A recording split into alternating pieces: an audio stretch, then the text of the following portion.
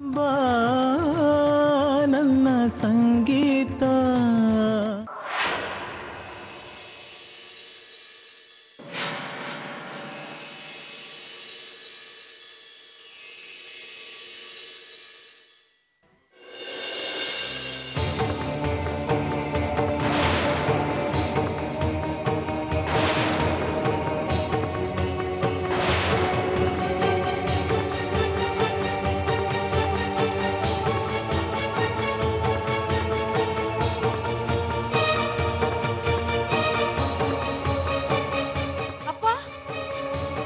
ಏನಮ್ಮ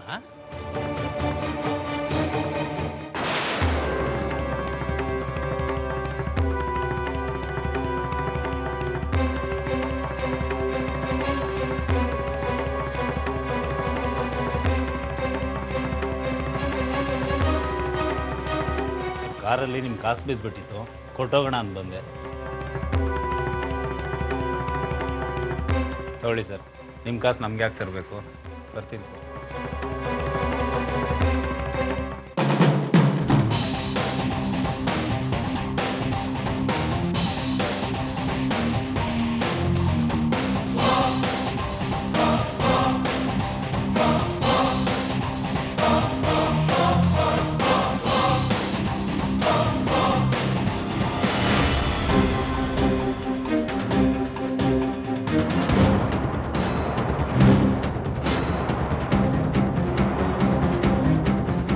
ಯಾಕೆ ಹಾಗೆ ನಿಂತ್ಕೊಂಡ್ಬಿಟ್ರಿ? ಬನ್ನಿಪ್ಪ ಒಳಗೆ.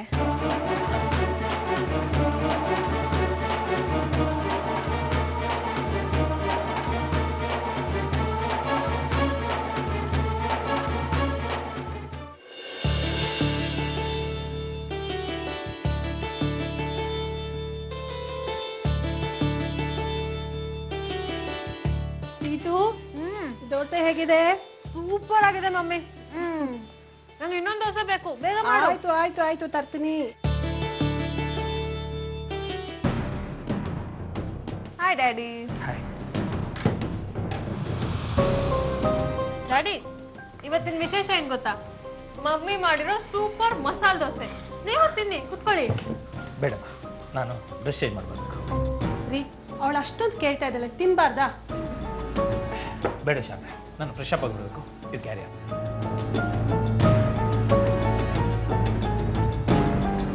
ಬಿಸಿ ಬಿಸಿ ಬಿಸಿ ದೋಸೆ. ಮಮ್ಮಿ, ಏನಪ್ಪ? ಡ್ಯಾಡಿ ಯಾಕೋ ಸ್ವಲ್ಪ ಡಿಸ್ಟರ್ಬ್ ಆಗಿದಾರಲ್ವಾ? ಇಲ್ಲ ಕಣೋ, ತುಂಬಾ ಕೆಲಸ ಅಂತ ಕಾಣುತ್ತೆ, ಅದಕ್ಕೆ ಹಾಗಿದ್ದಾರೆ. ನೀನ್ ತಿನ್ನು.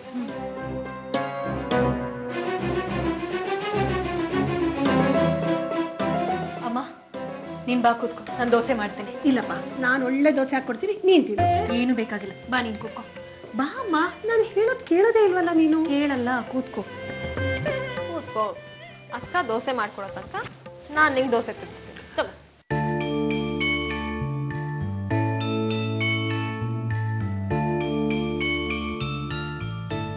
ಅಪ್ಪನ್ಗೂ ಆ ವ್ಯಕ್ತಿಗೂ ಏನ್ ಸಂಬಂಧ? ಇಂಥ ಕೆಟ್ಟ ವ್ಯಕ್ತಿಯಿಂದ ಅಪ್ಪ ಯಾಕೆ ಡ್ರಾಪ್ ತಗೊಂಡ್ರು?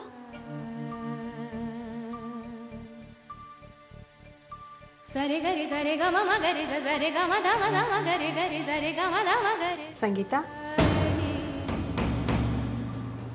ನೀನು ಏನು ಯೋಚನೆ ಮಾಡ್ತಾ ಇದೀಯ ಅಂತ ನನಗೆ ಗೊತ್ತು.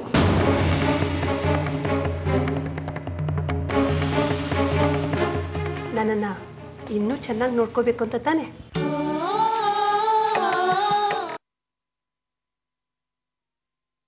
ಮಾಡಬೇಡ.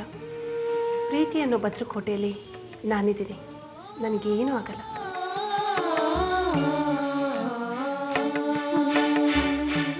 ಈ ಕೋಟೆ ಒಳಗಡೆ ಯಾರೋ ಬೇರೆಯವರು ನುಸುಳ್ತಾ ಇದ್ದಾರೇನೋ ಅನ್ನೋ ಅನುಮಾನ ಅಮ್ಮ ನನಗೆ. ಮೊದಲು ಅಮ್ಮ ತಿನ್ಲಿರೆ, ಅಮ್ಮಂಗೆ ತಿನ್ಸಿ, ನನ್ ಪ್ಲೇಟಿಗೆ ಹಾಕು. ಅಷ್ಟು ಚೆನ್ನಾಗಿದೆಯೇ? ಹ್ಞೂ ಮಮ್ಮಿ, ತುಂಬಾ ಚೆನ್ನಾಗಿದೆ. ಈಗ ಅಕ್ಕ ಮಾಡೋ ದೋಸೆ ಇನ್ನೂ ಚೆನ್ನಾಗಿರೋ. ನೋಡೋಣ.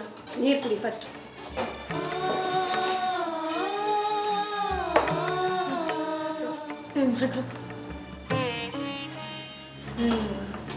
ಕ್ರಿಸ್ಪಿಯಾಗಿದೆಯಲ್ಲ? ಅಕ್ಕ, ಎಲ್ಲಾರ ಮನೆ ದೋಸೆನೂ ತೂತೆ ಅಂತ ಗಾದೆ ಇದೆಯಲ್ಲ, ಯಾಕೆ? ನನಗೆ ಗೊತ್ತು. ಪ್ರತಿಯೊಂದು ಮನೆಯಲ್ಲೂ ಏನಾದ್ರೂ ಒಂದು ಸಮಸ್ಯೆ ಇರುತ್ತಲ್ವಾ, ಅದಕ್ಕೆ ಹಾಗಂತಾರೆ ಅಷ್ಟೇ. ಆಗ ಸರಿ ಬಿಡು. ಈಗ ನೀನ್ ದೋಸೆ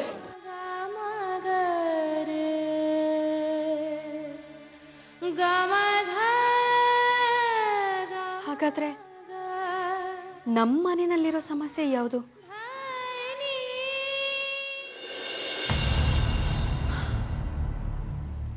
ಅವನ್ ಯಾರೋ ಗೊತ್ತೇ ಇಲ್ಲ ಅಂತ ಹೇಳಿದ್ರಿ, ಮತ್ಯಾಕೆ ಅವ್ನು ನಿಮಗ್ ಡ್ರಾಪ್ ಕೊಡೋಕೆ ಅಂತ ಬಂದ? ಅಂದ್ರೆ ನಿಮ್ಗೆ ಅವನ್ ಪರಿಚಯ ಚೆನ್ನಾಗಿದೆ ಅಂತ ಆಯ್ತು.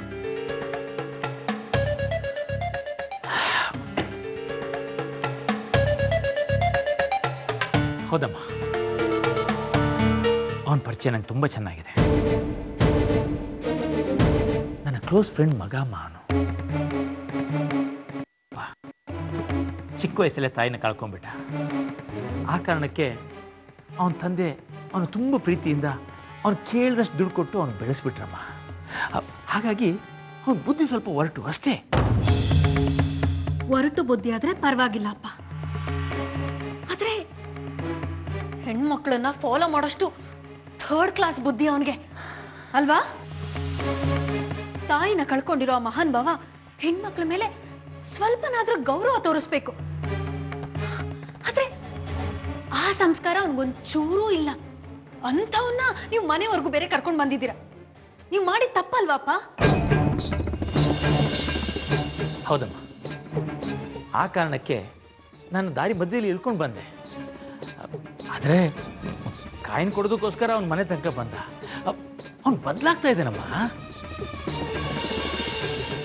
ಗೊತ್ತಾಗತ್ತೆ, ತುಂಬಾ ಚೆನ್ನಾಗಿ ಗೊತ್ತಾಗತ್ತೆ. ಆ 2 ರೂಪಾಯಿ ಕಾಯಿನ್ನ ನಿಮಗೆ ವಾಪಸ್ ಕೊಡೋಕೆ ಅಂತ ಬಂದಲ್ಲ, ಆಗ್ಲೇ ಗೊತ್ತಾಯ್ತು ಎಷ್ಟು ಬದಲಾಗಿದ್ದಾನ ಅವನು ಅಂತ. ಹಾಗಲ್ಲಮ್ಮ, ಅವನು ಬದಲಾಗೋ. ಪ್ಲೀಸ್ ಅಪ್ಪ, ಪ್ಲೀಸ್ ನೋಡಿ, ಅಂಥವ್ರು ನಮ್ಮನೆ ಗೇಟಿಂದ ಹೊರಗಡೆನೇ ಇರಬೇಕು. ಹೆಣ್ಮಕ್ಳಿರೋಂಥ ಮನೆ ಇದು. ಈ ಮನೆ ಒಳಗಡೆ ಅವನ್ ಕಾಲಿಡಬಾರ್ದು. ಓಕೆ ಓಕೆ, ನೀನು ಅದ್ರ ಬಗ್ಗೆ ಯೋಚನೆ ಮಾಡಬೇಡ. ಇನ್ನು ಮುಂದೆ ಅವನಿಂದ ಯಾವ ಹೆಲ್ಪನ್ನು ನಾನು ಪಡೆಯೋದಿಲ್ಲ. ಇವತ್ತು ಬೇಕು ಅಂತ ಆಗಿದ್ದಲ್ಲಮ್ಮ, ನನ್ನ ಕಾರ್ ಟೈರ್ ಪಂಚರ್ ಆಗಿದ್ದ, ಅಲ್ಲಿ ಕಾಯ್ತಾ ನಿಂತ್ಕೊಂಡಿದ್ದೆ. ಅಲ್ಲಿಗೆ ಅನ್ಎಕ್ಸ್ಪೆಕ್ಟೆಡ್ ಆಗಿ ಇವನು ಬಂದ. ನಾನು ಡ್ರಾಪ್ ಕೊಡ್ತೀನಿ ಅಂತ ಬಲವಂತವಾಗಿ ನಾನು ಕರ್ಕೊಂಡ್ಬಂದು ಡ್ರಾಪ್ ಕೊಟ್ಟಮ್ಮ, ಅಷ್ಟೇ. ನೋಡು, ಅದಕ್ಕಿಂತನೂ ಹೆಚ್ಚಾಗಿ ಅವನ ತಂದೆಗೆ ನನ್ನ ಕಂಡ್ರೆ ತುಂಬ ಪ್ರೀತಿ, ಅಭಿಮಾನ. ನನ್ನ ಮಗ ನನ್ನ ಮಾತು ಕೇಳೋದಿಲ್ಲ, ನಿಮ್ಮ ಮಾತು ಕೇಳ್ತಾನೆ, ದಯವಿಟ್ಟು ಅವನಿಗೆ ಬುದ್ಧಿ ಹೇಳಿದ್ದ ಯಾವಾಗಲೂ ಹೇಳ್ತಾ ಇರ್ತಾರೆ. ನೋಡು, ಅವನಿಂದ ನಿಂಗೆ ತೊಂದರೆ ಆಗಲ್ಲ, ಆ ಗ್ಯಾರಂಟಿ ನಾನು ನಿಂಗೆ ಕೊಡ್ತೀನಮ್ಮ.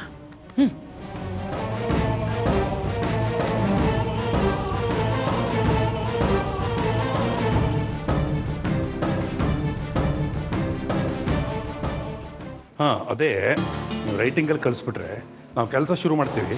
ಇನ್ ಟೈಮಲ್ಲಿ ನಿಮ್ಮ ಪ್ರಾಡಕ್ಟ್ ಸಿಗುತ್ತೆ ಅಂತ. ಓಕೆ. ಏನು ತಿಮ್ಮಯ್ಯ, ಹೆಂಡತಿ ಮಗಳನ್ನ ಕರ್ಕೊಂಬಂದಿದ್ಯಾ? ಮನೇಲಿ ಏನಾದರೂ ಶುಭ ಕಾರ್ಯ ಇಟ್ಕೊಂಡಿದ್ದೀರಾ? ಯಾವತ್ತು?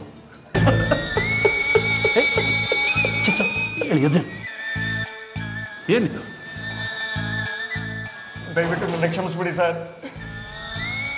ಕೆಲಸಗಾರನ್ನ ಮಕ್ಕಳ ತರ ನೋಡ್ಕೊಳ್ಳೋ ದೇವ್ರು ನೀವು. ನಿಮಗೆ ದ್ರೋಹ ಬಗೆದ್ಬಿಟ್ಟೆ. ಎಂಜಲ್ ಕಾರ್ಸಿನ ಆಸೆಗೋಸ್ಕರ ನಿಮ್ಗೆ ಮೋಸ ಮಾಡಿಬಿಟ್ಟೆ ಸರ್ ನಾನು.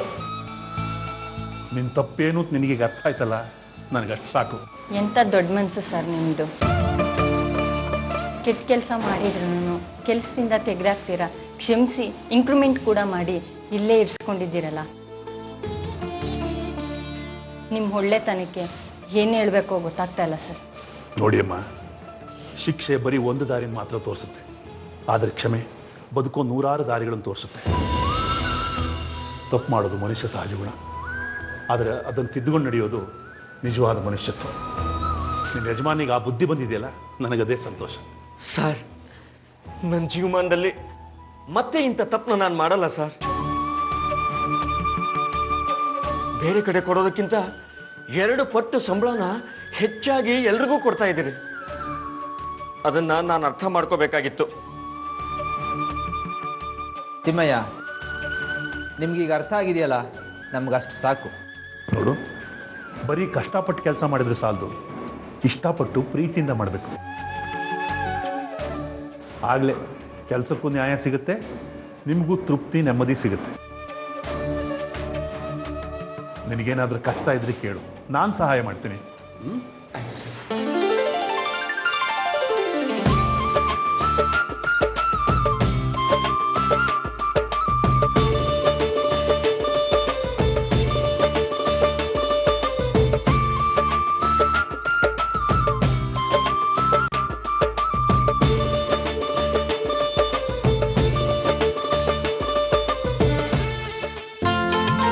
ಅಮ್ಮೋರೆ, ಮಸಾಲೆ ತಯಾರಾಗಿದ್ದುಂಟು. ನಾಯಿಗೆ ಊಟಕ್ಕೆ ಹಾಕಿದ್ಯಾ? ಇಲ್ಲ ಅಮ್ಮೋರೆ, ಆಮೇಲೆ ಹಾಕ್ತೀನಿ. ನೋಡು, ಅದು ಮೂಕ ಪ್ರಾಣಿ, ಹಸಿವಾದ್ರೆ ಹೇಳಲ್ಲ. ಮೊದಲು ಅದಕ್ಕೆ ಊಟಕ್ಕೆ ಹಾಕು, ಹೋಗು. ಸರಿ ಅಮ್ಮೋರೆ.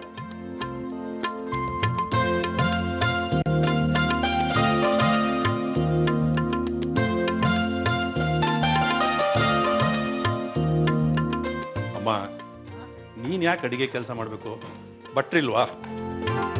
ಇಷ್ಟು ವಯಸ್ಸಾದ್ಮೇಲೂ ಮಗನ ಆರೈಕೆ ಮಾಡೋ ಪುಣ್ಯ ಎಷ್ಟು ಜನ ಅಮ್ಮಂದಿರಿಗೆ ಸಿಗುತ್ತೆ ಕಣೋ. ಕೆಲವು ಸರಿ ನಿನ್ನ ಮಾತುಗಳೇ ನನಗೆ ಅರ್ಥ ಆಗೋದಿಲ್ಲ. ಇದನ್ನ ನೀನೇನು ಖುಷಿಲಿ ಹೇಳ್ತೀಯೋ, ನೋವಲ್ಲಿ ಹೇಳ್ತೀಯೋ, ವ್ಯಂಗ್ಯವಾಗಿ ಹೇಳ್ತೀಯೋ, ಒಂದೂ ಗೊತ್ತಾಗೋದಿಲ್ಲ. ನಿನ್ಗೇನು ಅರ್ಥ ಆಗಲ್ಲ ಬಿಡು. ನನ್ನವರು ಅನ್ನೋರು ನಮ್ಮ ಪಕ್ಕದಲ್ಲೇ ಇಡಬೇಕು. ಇದೆಯಲ್ಲಮ್ಮ ನೀನೇ. ನಾನಿರೋದಕ್ಕೂ ಇನ್ನೊಬ್ರು ಇರೋದಕ್ಕೂ ವ್ಯತ್ಯಾಸ ಇಲ್ವೇನೋ? ಮತ್ತೆ ಶುರುವಾಯ್ತು. ಈಗ ಮೊದಲು ನಾನು ಹೇಳೋದನ್ನು ಕೇಳು. ಅದಕ್ಕೂ ಮೊದಲು ನಾನು ಹೇಳೋದನ್ನ ನೀನ್ ಕೇಳು. ಇವತ್ತು ಸಂಗೀತ ಅವ್ರು ಸಿಕ್ಕಿದ್ರು. ಎಲ್ಲಿ? ಯಾವಾಗ? ಏನ್ ಹೇಳಿದ್ರು? ಅಯ್ಯೋ, ಮನೆ ಕರ್ಕೊಂಡ್ಬರ್ಬೇಕಾಗಿತ್ತು. ಅವಳನ್ನ ಕರ್ದಿಯಾ? ನನಗೊತ್ತು, ನೀನ್ ಎಲ್ಲಿ ಕರೀತೀಯ. ಕರ್ದಿದ್ರೆ ಅವಳು ಖಂಡಿತ ಬರ್ತಿದ್ಲು. ನನಗೂ ಸ್ವಲ್ಪ ಮಾತಾಡೋದಕ್ಕೆ ಅವಕಾಶ ಕೊಡ್ತೀಯಾ? ಬನ್ನಿ ಕುಂಕುಮ ತಗೊಂಡು ಹೋಗಿ ಅಂತ ಕರೆಯೋಕ್ಕಾಗುತ್ತಾ? ಸಂಗೀತ ಅಂದ್ರೆ ಸಾಕು, ಉಸಿರು ಸಿಕ್ಕಾಕೊಳ್ಳೋದಕ್ಕೂ ಮಾತಾಡ್ತಾನೆ ಇರ್ತೀಯ. ಅವ್ರು ಹೋಗ್ತಾ ಇದ್ದ ಆಟೋ ಕೆಟ್ಟು ನಿಂತಿತ್ತು, ಅದಕ್ಕೆ ಅವ್ರ ಮನೆ ಹತ್ರ ಡ್ರಾಪ್ ಕೊಟ್ಟೆ. ಅಯ್ಯೋ, ಮನೆಗೂ ಹೋಗ್ಬೇಕಾಗಿತ್ತು. ನಾನು ಯಾಕಮ್ಮ ಹೋಗ್ಲಿ? ಅವರು ನನಗ್ ಫ್ರೆಂಡ್ ಅಲ್ಲ, ನಿನಗೆ. ಹೋಗ್ಲಿ ಬಿಡು. ಸಂಗೀತ ಏನ್ ಹೇಳಿದ್ರು? ಇನ್ನೇನ್ ಹೇಳ್ತಾರಮ್ಮ, ಡ್ರಾಪ್ ಕೊಟ್ಟಿದ್ದಕ್ಕೆ ಥ್ಯಾಂಕ್ಸ್ ಹೇಳಿದ್ರು. ಶ್ರುತಿ ಹಾಡಿರೋ ಹಾಡು ಕೇಳಿಸ್ದೆ. ಅವ್ರಿಗೆ ಆಶ್ಚರ್ಯ ಸಂತೋಷ ಎರಡೂ ಆಯ್ತು. ಆಮೇಲೆ ಶ್ರುತಿ ತೀರ್ಕೊಂಡಿರೋ ವಿಷಯನೂ ಹೇಳಿದೆ. ಪಾಪ ಅವರು ದುಃಖ ಪಟ್ರು. ಮತ್ತೊಂದು ಮುಖ್ಯವಾದ ವಿಷಯ ಹೇಳಬೇಕು. ಒಂದು ದೊಡ್ಡ ಕಂಪನಿ ಪ್ರಾಜೆಕ್ಟಿಗೆ ಅಪ್ಲೈ ಮಾಡಿದ್ದೆ. ಅವ್ರಿಗೆ ಡ್ರಾಪ್ ಕೊಟ್ಟು ಮನೆ ಬರ್ತಿದ್ದಾಗೆ ಫೋನ್ ಬಂತು, ಆ ಪ್ರಾಜೆಕ್ಟ್ ನಮಗೆ ಸಿಕ್ಕಿದೆ ಅಂತ. ಅಂತ ಅದೃಷ್ಟ ದೇವತೆನ ಪಕ್ಕದಲ್ಲಿ ಕೂರಿಸ್ಕೊಂಡು ಡ್ರಾಪ್ ಕೊಟ್ಟು ಬಂದ ಮೇಲೆ ಇಂಥ ಒಳ್ಳೆ ಸುದ್ದಿ ಬರ್ದೇ ಇರುತ್ತೇನೋ? ಜಯರಾಮ, ಅವಳು ನಿನ್ ಪಾಲಿಗೆ ಅದೃಷ್ಟ ದೇವತೆ ಕಣೋ. ನಿನ್ ಪಾಲಿಗೆ ಮಾತ್ರ ಅದೃಷ್ಟ ದೇವತೆ ಅಲ್ಲ, ನಮ್ಮೆಲ್ಲರ ಪಾಲಿಗೆ. ಈ ಮನೆಗೆ ಬೆಳಕು ತರುವ ಅದೃಷ್ಟ ಲಕ್ಷ್ಮಿಯಾಗಿ ನಮ್ಮನೆ ಸೊಸೆಯಾಗಿ ಬಂದೇ ಬರ್ತಾಳೆ. ಈ ನನ್ನ ಮಾತು ಯಾವತ್ತೂ ಸುಳ್ಳಾಗಲ್ಲ. ಜಯರಾಮ, ಒಂದು ಒಳ್ಳೆ ಸುದ್ದಿ ಹೇಳಿದ್ಯಾ. ಮೊದಲು ದೇವರಿಗೆ ತುಪ್ಪ ದೀಪ ಹಚ್ಚಿ ಬರ್ತೀನಿ.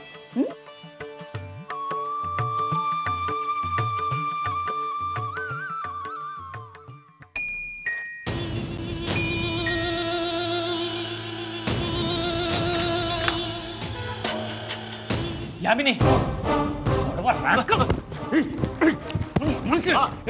ಮನುಷ್ಯನೇ ಯಾಕೆ ಹೊಡಿತಾ ಇದ್ದಾರ? ಹೇಳ್ಬಿಟ್ಟು ನೋಡಿರಿ. ಹೊಡೆಯೋದಲ್ಲ, ಕೊಂದಾಕ್ಬೇಕು ನೀನು. ಮನುಷ್ಯನ ನೀನು. ಯಾಕೆ ಬಾಬಾ ಡೌಟ? ಊಟ ಬಾಬಾ ಬಾಬಾ ಯಾಕೆ ಬಾಬಾ ಹೊಡಿತಾ ಇದ್ದೀರಾ? ನಂದು ಬಿಡಿ ಬಾಬಾ. ನಂದು ಬಿಡಿ ಅವನ್ನ. ಯಾಕೆ ಹೊಡಿತಾ ಇದ್ದೀರಾ? ಬಿಡಿ ಅವನ್ನ. ಬಿಡೋಣ ಅವನ್ನ. ನಂದು ಮೊನ್ನೆ ಸ್ಟೇಷನ್ ಅಲ್ಲಿ ಆ ಎಸ್ಐ ಕೇಳಿದ್ರು, ನಿಮ್ ಬಾವ ಮೈದಂಗೆ ಏನ್ ಹೊಟ್ಟೆ ಹಾಕ್ತೀರಾ ಅಂತ.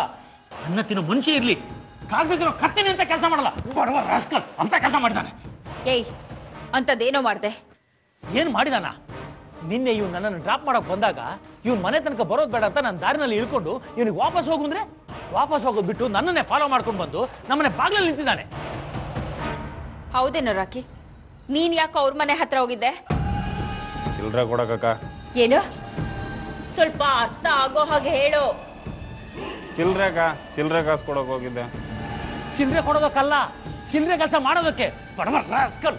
ಅವ್ವ, ನಿಮ್ಮ ಮಗಳನ್ನ ಫಾಲೋ ಮಾಡಿದೆ, ಅದು ಕೊಡದೆ ಓಕೆ, ಇವಾಗ ಒಳ್ಳೆ ಕೆಲಸ ಮಾಡಿದ್ದೀನಿ, ಅದಕ್ಕೆ ಯಾಕೆ ಹೊಡಿತಾ ಇದ್ದೀರಾ? ಕುಂದು ಹಾಕ್ಬಿಡ್ತೀನಿ ನಿನ್ನ, ಗೊತ್ತಾಯ್ತಾ? ನಂದು ಏನ್ ನಡೀತಾ ಇದೆ ನಂಗೊಂದು ಅರ್ಥ ಆಗ್ತಾ ಇಲ್ಲ. ಅದೇನು ಅಂತ ಬಿಡ್ಸ್ ಹೇಳಿ. ಬನ್ನಿ, ನೀವು ಬನ್ನಿ.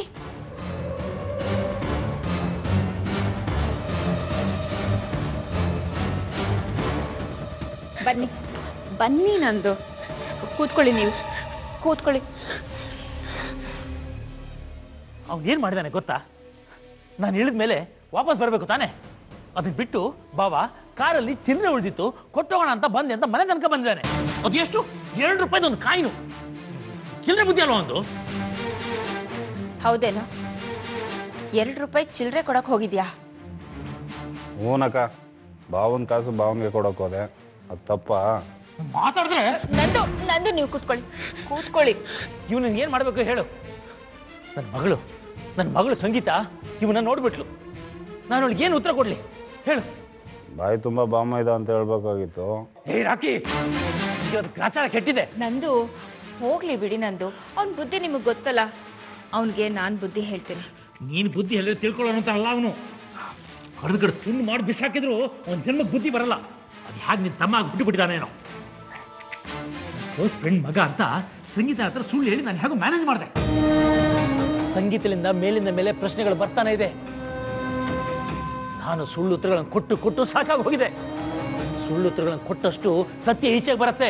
ಹಾಗೇನಾದ್ರೆ 2 ಫ್ಯಾಮಿಲಿನೂ ಒಂದಾಯ್ತದೆ ಬಿಡಿ ಬಾವ.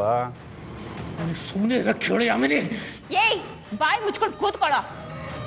ಈ ಸತ್ಯ ಏನಾದ್ರೂ ನನ್ನ ಮನೆ ಗೊತ್ತಾದ್ರೆ ದೊಡ್ಡ ಪ್ರಳಯನೇ ಆಗ್ಬಿಡುತ್ತೆ. ಸುಮ್ನೆ ರೀ ಬಾವ, ಪ್ರಳಯ ಆಯ್ತದೆ ಅಂತಾನೆ ಅವ್ರೆ. ಎಲ್ಲಾಯ್ತು ಪ್ರಳಯ? ನೋಡ್ತಾ ಇದ್ರೆ, ನೀನು ಮಾತಾಡ್ತಾ ಇದ್ರೆ ನಮಗೂ ಗೊತ್ತೈತೆ. ನುಡಿದರೆ ಮುತ್ತಿನ ಹಾರದಂತಿರಬೇಕು ಅಂತ ಬಸವಣ್ಣವ್ರು ಬರ್ದಾರೆ, ನಾವು ಓದ್ಕೊಂಡಿದೀವಿ. ನಂದು ನೀವು ಕೂತ್ಕೊಳ್ಳಿ.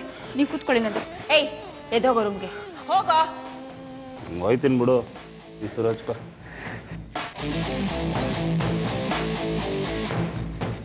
ನಂದು ಪ್ಲೀಸ್, ನಂದು ಟೆನ್ಷನ್ ಮಾಡ್ಕೋಬೇಡಿ. ನಂದು ಅವ್ನಿಗೆ ಏನ್ ಅನ್ಸುತ್ತೋ ಅದನ್ನ ಮಾಡೇ ತೀರ್ಬೇಕು.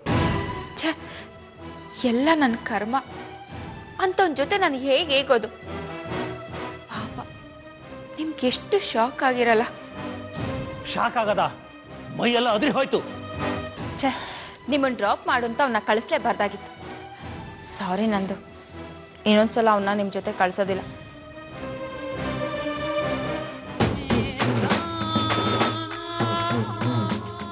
ನಂದು ಅಕ್ಕನಾಗ್ಲಿ ಮಕ್ಕಳನ್ನಾಗ್ಲಿ ನೀವು ಒಂದ್ಸಲನೂ ನನಗೆ ತೋರಿಸೇ ಇಲ್ಲ. ಒಂದೇ ಒಂದ್ಸಲ ತೋರಿಸಿ ನಂದು ಅವ್ರನ್ನ ದೂರದಿಂದನೇ ನೋಡಿ ಪುಣ್ಯ ಕಟ್ಕೋತೀನಿ. ಬೇಡ ಯಾಮಿನಿ, ನೀನ್ ದೂರದಿಂದ ಅವ್ರು ನೋಡೋದು ಬೇಡ, ಪುಣ್ಯ ಕಟ್ಕೊಳ್ಳೋದು ಬೇಡ. ಯಾಕೆಂದ್ರೆ ಆ ಪುಣ್ಯ ನನ್ನ ಪಾಲಿಗೆ ಪಾಪ ಆಗತ್ತೆ. ಟೆನ್ಷನ್ ಮಾಡ್ಕೋಬೇಡಿ ನಂದು, ಸಮಾಧಾನ ಮಾಡ್ಕೊಳ್ಳಿ. ಈ ಪಾಪ ಪುಣ್ಯದ ಮಧ್ಯೆನೇ ತಾನೇ ನಾನು ಈಜ್ತಾ ಇರೋದು ನಂದು.